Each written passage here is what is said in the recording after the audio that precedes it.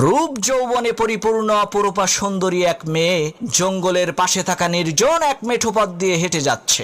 এমন সময় হঠাৎ করে প্রচন্ড বেগে ঝড় শুরু হয়ে গেল। তখন সেই মেয়েটি দেখতে পেল দূরে একটা ঘর দেখা যায়। এই ঝড়ের কবল থেকে বাঁচার জন্য মেয়েটি ওই ঘরের দরজায় কড়া নেড়ে সাহায্য চাইল।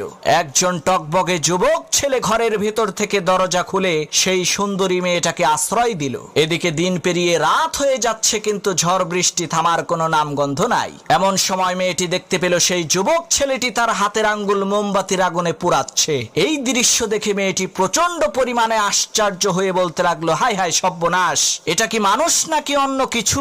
পরের দিন সেই মেয়েটি বাড়িতে যেয়ে তার বাবার কাছে সব ঘটনা খুলে বলল, কাল রাতে তার সাথে কি কি হয়েছিল। তখন সেই মেয়েটির পিতা সেই ছেলেটিকে এসে জিজ্ঞেস করলো, বাবা, গতকাল রাতে মোমবাতির আগুনে তোমার হাতের আঙ্গুল পুড়িয়েছো কেন?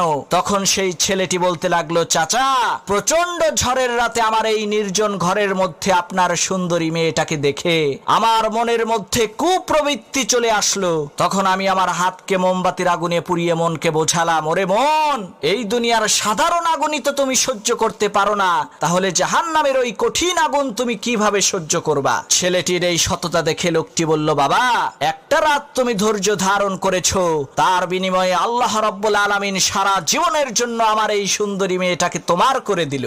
আজই আমি আমার এই সুন্দরী মেয়েটাকে তোমার সাথে বিয়ে দেব, কারণ তোমার মতো সৎ ব্যক্তি খুঁজে পাওয়া এই দুনিয়াতে দুষ্কর।